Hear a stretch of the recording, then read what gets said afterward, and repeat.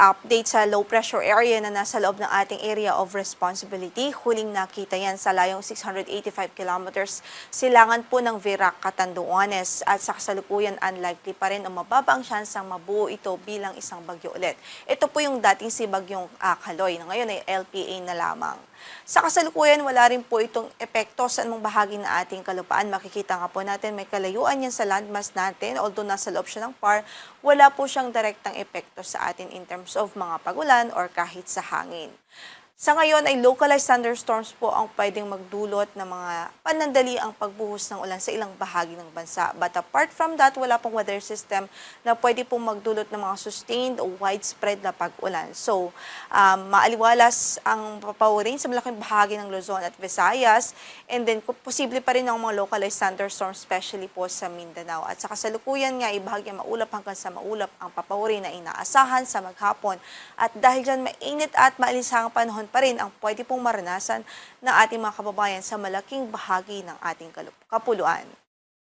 Bahagyang maulap hanggang sa maulap ang papawirin sa Metro Manila at natitirang bahagi pa ng Luzon at asahan natin ang mainit at malinsangang panahon. Mababa yung tsansa ng malawakang pag-ulan, although may mga tsansa po ng mga localized thunderstorms o yung mga panandali ang pagbuhos ng ulan, especially sa hapon at gabi. Sa Kamaynilaan, 35 degrees Celsius ang inaasahang magiging maximum temperature, 26 sa Baguio, 32 sa Laoag City, 38 naman sa Tuguegarao, 34 sa Legazpi at 33 sa Tagaytay City.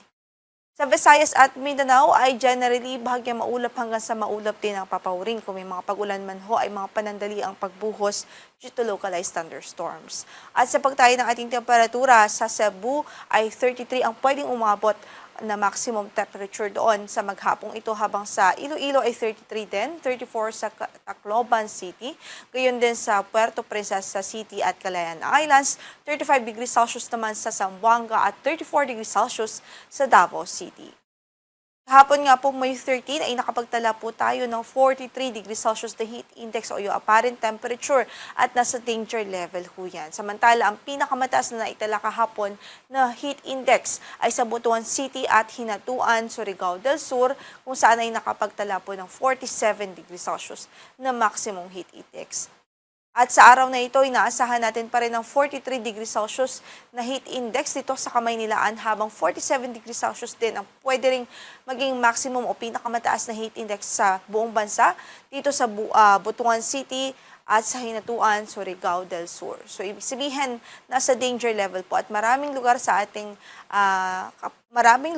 bansa ang pwede po makaranas ng nasa danger level na heat index. Kaya patuloy nating abiso at paalala sa ating mga kababayan na mag-ingat po hanggat maaari po ay umiwas muna sa direct exposure sa katanghalian at early afternoon at uminom ho ng wastong bilang ng tubig sa araw-araw upang maiwasan po natin ang dehydration at mga epekto ng mainit na panahon tulad na lamang ho ng heat cramps, heat stress, or even heat stroke.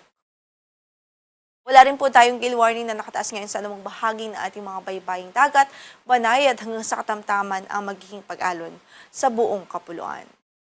Ang sunrise natin for today is 5:29 in the morning at lulubog ang araw mamaya sa ganap na alas 6:16 ng gabi.